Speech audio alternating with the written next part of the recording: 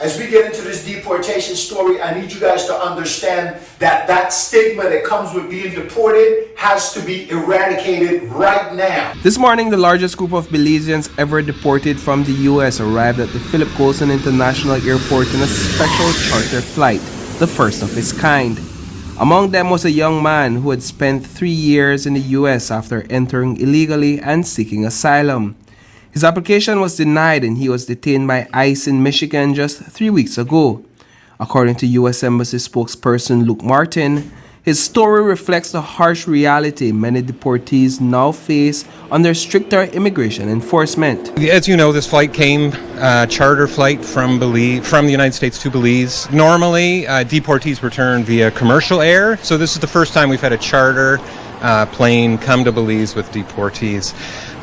As far as the numbers go, I think our final number was in the 20 area.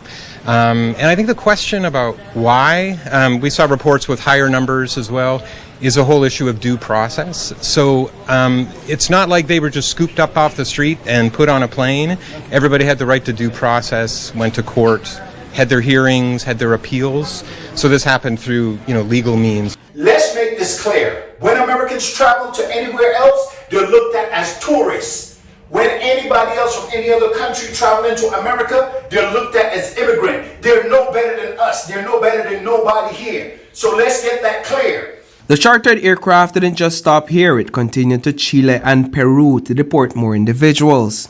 This multi-country deportation flight is part of the Trump administration's ongoing crackdown on illegal immigration. While 21 deportees may seem like a lot to Belize, it's a small number compared to countries like Guatemala, which sees tens of thousands of its citizens deported from the U.S. each year. This isn't a case where an operation under the Trump administration in a neighborhood or community led to the detention of these individuals. That's a great question. No, so this was not, knocking down doors and walking into houses. These were people that were all in the United States illegally. The majority of them had crossed into the United States illegally, and then the rest of them were overstays, had visas and they overstayed as well. And the majority of them did have some kind of criminal offense in the United States as well. You want to see people who have overstayed their time? Go to Key Carker, go to San Pedro, go to Placencia, go to Hopkins, travel through Belize, and you will find thousands of Americans who have overstayed their time in Belize. Are they being deported? You can go ahead and check these people's record. A lot of them, they are criminals in Belize because they've overstayed their time. I have no problem with them, but I'm just calling a spade a spade. They will make us look like we criminals, but they are looked at as tourists. Let's call a spade a spade. Is there an active pursuit for Belizeans or of Belizeans in the U.S. at this time?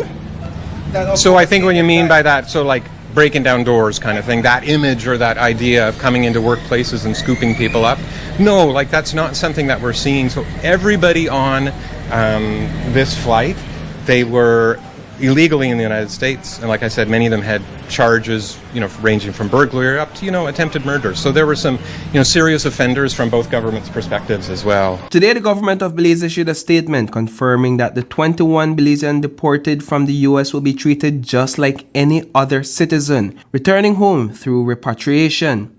The Ministry of Foreign Affairs emphasized that all Belizeans, regardless of their immigration status, deserve to be treated with dignity and respect in line with international law. I'm so glad to hear that. I'm so glad to know that Belizean politicians and the government of Belize has not been bamboozled to believe that we are to treat these people as criminals, because they're not.